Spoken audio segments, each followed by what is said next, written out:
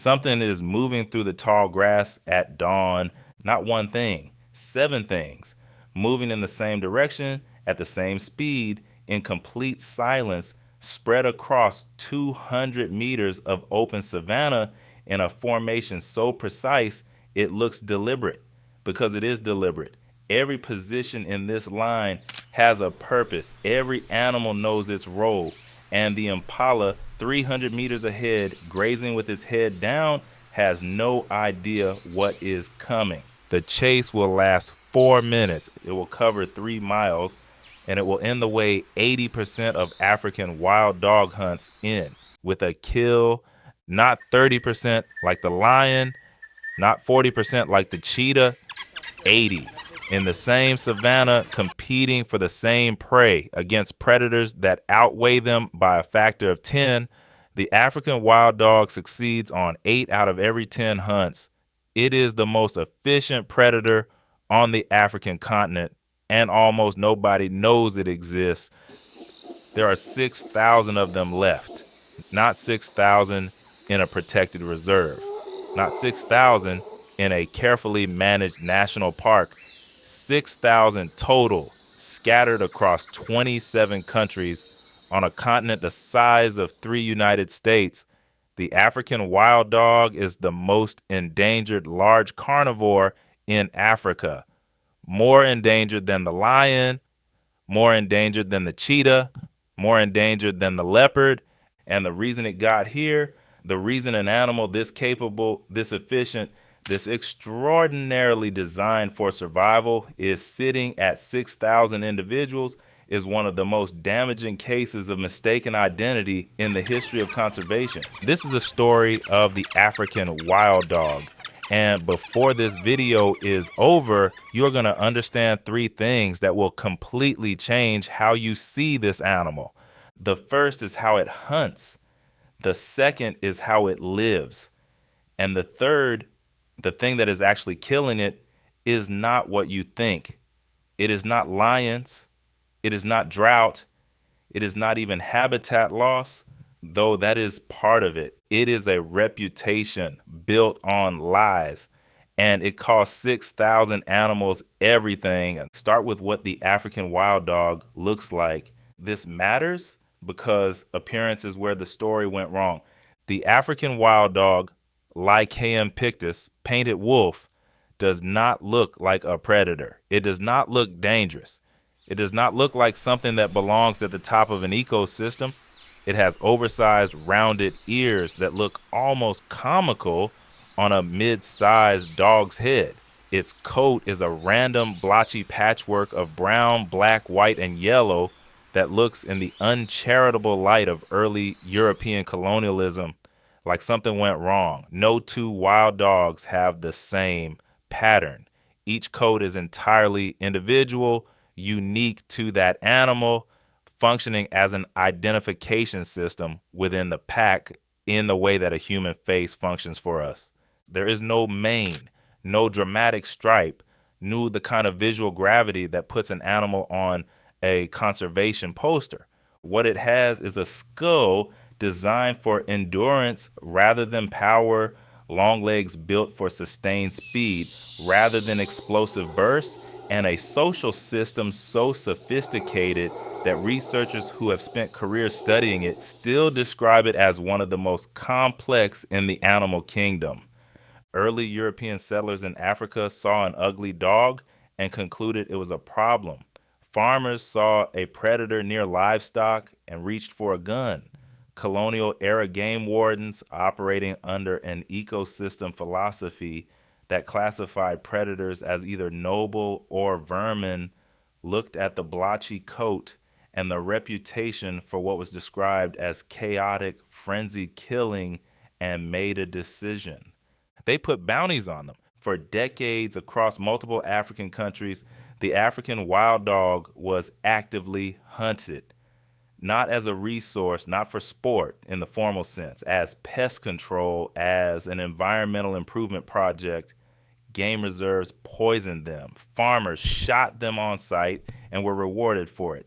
The population that had once ranged across most of sub-Saharan Africa in packs of dozens across territories of hundreds of square miles collapsed. By the time the scientific community began publishing serious research on African wild dog behavior in the 1970s and 80s, research that revealed what this animal actually was, the damage had been running for a century. 6,000 animals. Here's what the science found. The African wild dog hunt is not chaotic. It is not frenzied. It is not the disorganized mob attack that the colonial reputation described. It is, in fact, one of the most coordinated, strategically sophisticated hunting behaviors ever documented in a non-human predator. Before the hunt begins, the pack votes. This is not a metaphor. Researchers studying wild dog packs in Botswana documented a pre-hunt behavior they called the social rally, a period of excited greeting, vocalizations, and physical contact between pack members that precedes every group hunt, and they noticed something that changed how they understood the animal entirely. The rally ends in a hunt only when enough pack members have participated in it. The individual dogs sneeze during the rally, not all of them. Some sneeze once, some sneeze multiple times, some don't sneeze at all. And the hunt begins or doesn't based on whether the total number of sneezes crosses a threshold. Dominant animals, the alpha pair, require fewer sneezes to trigger a hunt. Lower ranked animals require more, but every member of the pack has a vote. Every sneeze is counted, and if the threshold isn't reached, the hunt doesn't happen. The African wild dog holds a democratic referendum before every group hunt. In an ecosystem dominated by autocratic predators, where lion prides follow the decisions of dominant individuals, where leopards hunt entirely alone, the wild dog operates as a functioning democracy with weighted votes and quorum requirements in a system that produces collective decisions about when and where to pursue prey. This was not what anyone expected to find in an animal that had been classified as vermin. The hunt itself is built on endurance rather than ambush. A lion hunts by hiding and closing the distance in a short, explosive burst. It succeeds when it gets close enough before the prey knows it's there. When the prey sees the lion and runs, the hunt is usually over. Lions do not chase. The energy cost is too high, and their success rate over distance is too low. The African wild dog does the opposite. It hunts in open ground, in daylight, and it wants the prey to see it coming. The chase is the strategy. Wild dogs can sustain speeds of 40 miles per hour for distances of 3 to 4 miles without meaningful reduction in speed or coordination. The prey, impala, kudu, zebra, is faster over a short distance, but the prey tires. It cannot sustain top speed for 4 miles. The wild dogs can, and they know this. During the chase, the pack operates as a fluid, adaptive system. Dogs on the outside of the chase angle inward to cut off escape routes. When the lead dog tires, it drops back, and another takes its place without any visible signal or command. The pack reads the prey animal's movement in real time, anticipating direction changes before they happen, adjusting the geometry of the chase to close off options rather than simply pursuing in a straight line. What they are doing functionally is solving a moving spatial problem with 7 or 8 simultaneous variables in real time at 40 miles per hour without any communication system a human observer can fully decode. The 80% success rate is not luck.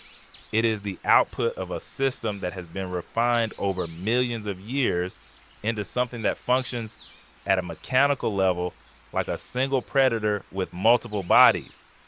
When the hunt ends and the kill is made, something happens that has no equivalent in any other large carnivore on the African continent. Everyone eats, not the dominant pair first, while the others wait at a respectful distance, not a hierarchy of access enforced by aggression. The kill is shared immediately and completely with active, deliberate priority given to the animals most in need. Pups eat before adults. Injured or sick pack members are fed directly by other dogs who regurgitate food for them. Older animals who can no longer hunt at full speed are provisioned by the pack without condition. The African wild dog does not have a dominance hierarchy around food. It has a welfare system. The pack structure itself is built around a single breeding pair. The alpha female and alpha male are, in most packs, the only animals that breed. Not because other adults are prevented from breeding by aggression. The suppression is hormonal, partially driven by the stress chemistry of subordinate animals in a stable pack, but because the pack's survival depends on concentrating reproductive investment. Raising wild dog pups is expensive. It requires the entire pack to function as a collective nursery for months, and splitting that investment across multiple litters would reduce the survival rate of all of them. So the pack chooses one litter, and then it does something remarkable. Every adult in the pack, every non-breeding male, every non-breeding female, animals that have suppressed their own reproductive drives for the benefit of the group, dedicates the next several months to keeping those pups alive. Babysitters stay at the den while hunters hunt.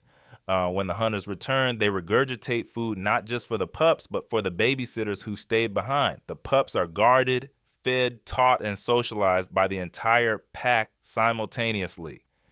The alpha female does not raise her pups alone or even primarily. She raises them with 8 or 10 other adults who have, at a biological level, voluntarily set aside their own reproduction to support hers. Why?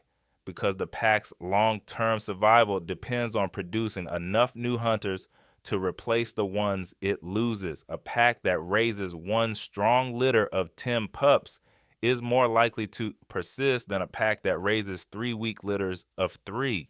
The math favors collective investment. And the wild dog, at some level that goes deeper than conscious decision making, has solved this math. Pups born into a healthy pack have a survival rate of around 80% through their first year. Pups born into a pack that has fallen below a critical size, fewer than 4 or 5 adults, have a survival rate that drops dramatically. So the pack is not just social structure, it is survival infrastructure. Lose enough of it and the whole system fails. And now, here is where the story turns. Lions kill African wild dogs. Not always, not in every encounter, but with enough frequency and with enough one-sidedness that lion predation on wild dogs is one of the significant pressures on wild dog populations in areas where the two species overlap. A lion is 3 to 4 times heavier than an adult wild dog. A pride of lions that locates a wild dog den will kill the pups, and if the adults don't flee fast enough, the adults too. Wild dogs know this. They have evolved a sophisticated awareness of lion presence and proximity, using scent, sound, and visual cues to monitor lion movements in their territory. When lion activity increases in an area, wild dog packs move. They abandon kills to lions rather than defend them. They relocate dens when lions come too close. Their response to lions is not aggression, but strategic avoidance. The same intelligence that makes them brilliant hunters applied to staying out of reach of something that outweighs them by a factor of 4. This works in landscapes large enough to absorb the movement. In fragmented habitat, it doesn't. When a wild dog pack's territory is bounded by human settlement on one side and a rival predator on another, strategic avoidance runs out of space. The pack is forced into proximity with lions it cannot avoid or into human areas where it encounters snares, vehicles, and livestock conflicts. The intelligence that makes the wild dog extraordinary in open savanna becomes almost irrelevant when the savanna is a corridor between a road and a fence. This is the thing that is actually killing the African wild dog, not any single threat. The combination of threats that a fragmented landscape produces and the way that combination strips away the one advantage the wild dog has always had, room to run. And before we go any further, if you're watching this and thinking this is exactly the kind of content you want more of, do yourself a favor and subscribe. I post a new video every single week, and trust me, you don't want to miss the next one. Besides, the wild dogs have people everywhere, and they've made it very clear they prefer their audience subscribed. The snare problem is specific and brutal. Across much of wild dog range in southern and eastern Africa, wire snares are set by local hunters targeting bushmeat, small antelope, warthog, any protein source accessible to communities with limited alternatives. The snares are not set for wild dogs. Wild dogs are not bushmeat. Nobody is setting snares specifically to catch them. But wild dogs hunt the same areas at the same times, following the same prey. And a wire snare set for an impala catches a wild dog just as effectively. A snared wild dog cannot run, cannot hunt, cannot contribute to the collective system that the pack depends on. If it is not found and freed by researchers, by rangers, by wildlife veterinarians working in the area, it dies slowly over days from the wire. The loss of a single adult in a small pack can push that pack below the threshold where collective hunting and pup raising remain viable. One snare, one wire, one animal that was in the wrong place when a snare designed for something else was set in the ground. Conservation organizations working with African wild dogs have found that snare removal programs, teams walking known wild dog range and pulling wire produce measurable increases in pack survival rates. Not dramatic, not instant, but real. The math of 6,000 animals is sensitive enough that removing snares at scale moves the needle. Canine distemper and rabies are the other invisible killers. Wild dogs, as the name suggests, are canids. They are susceptible to the same diseases that affect domestic dogs. And across sub-Saharan Africa, the boundary between wild dog range and human settlement is also, in most places, the boundary between wild dog populations and unvaccinated domestic dog populations carrying distemper and rabies. When disease crosses that boundary, it moves through a wild dog pack with devastating speed. The same social closeness, the greeting behaviors, the food sharing, the physical contact that makes the pack a functioning unit becomes a transmission pathway. A pack of 12 can lose half its members to distemper in weeks. A pack that drops below a critical size may not recover. The adults that survive may be too few to raise pups successfully the following season. Vaccination programs targeting domestic dogs on the boundaries of wild dog range have been shown to reduce disease incidence in wild populations. They are not glamorous. They do not produce the kind of footage that conservation documentaries are built around, but they work. There's a wild dog pack in Botswana's Okavango Delta that researchers have been following for 11 years. The pack started with 14 adults. Over 11 years, it has lost members to lions, to snares, to a distemper outbreak in the third year that killed 4 adults in 6 weeks, to a vehicle strike on a road that cuts through the southern edge of its territory. It has gained members, pups that survived, grew, and became hunters, swelling the pack back toward its original size before the next loss knocked it down again. As of the last published data on this pack, it has 11 adults and a litter of 8 pups from this year's breeding season. 11 years. Every threat the African wild dog faces, this pack has faced, and it is still there, not because it got lucky, because it is exactly what the science says it is, a system built for resilience that distributes the cost of survival across every member, that bends without breaking under pressures that would end a less cohesive social structure. The pack that votes before it hunts, that feeds its weakest members first, that relocates rather than fights when the lions get too close. That has been making intelligent, collective decisions about how to survive in an increasingly hostile landscape for 11 years and counting. 6,000 animals.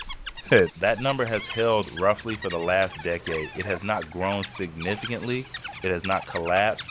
It is a number sitting at the edge of what population biologists call the minimum viable population, the threshold below which genetic diversity degrades, below which local extinctions in one region cannot be compensated by immigration from another, below which the long-term survival of the species becomes genuinely uncertain. 6,000 is not a recovery, it is a whole. What does recovery actually look like for the African wild dog? It looks like corridors, protected land connecting isolated populations so that dispersing young adults, wild dogs that leave their birth pack to find mates and form new packs, can move between regions without crossing highways or walking through farms. It looks like community-based conservation programs in areas where wild dog range overlaps with human settlement, programs that give local communities a stake in the continued existence of the animal rather than a reason to fear or resent it. It looks like snare removal at scale and domestic dog vaccination at the borders. It looks like the kind of work that is unglamorous, underfunded, and invisible to anyone who doesn't go looking for it. There are organizations doing this work. They are operating in Zimbabwe, in Botswana, in Tanzania, in Zambia, in Mozambique, in the fragmented range across southern and eastern Africa, where the 6,000 remaining wild dogs are trying to hold on. They are counting sneezes at dawn rallies and pulling wire from the ground and vaccinating village dogs on the edge of game reserves and documenting pack movements across satellite tagged individuals. They are doing it with the resources available to conservation in a world that has not yet decided collectively that 6,000 is a number worth urgent attention. Back to the tall grass at dawn, the pack is moving, 7 animals spread across 200 meters of open savanna, closing on an impala that hasn't seen them yet. The lead dog's ears are forward, the flanking dogs are angling inward, trimming the geometry of the chase before it begins. Someone somewhere in the line has probably already sneezed. In 4 minutes, this will be over. The impala will run. The pack will run faster, longer, and smarter. The kill will be made and shared completely and immediately by every animal in the pack. The pups back at the den will be fed by an adult that stayed behind. The adults that hunted will rest, and tomorrow they will do it again, not because they have no choice, because this is what they are, a social, intelligent, democratic, deeply cooperative system that has been running in African savannas for millions of years, and that is still running right now in the tall grass at dawn, 6,000 of them holding on. In a world that is getting smaller and faster and more complicated than the biology of any wild thing was designed to navigate, but still hunting, still voting, still feeding their weakest members first, still running. And if you want to know what happens when an animal builds an equally extraordinary social system, but underground in total darkness in colonies of hundreds, in one of the strangest mammals alive, that story is next week. This was Earth Wild Animal. Subscribe, one click every week.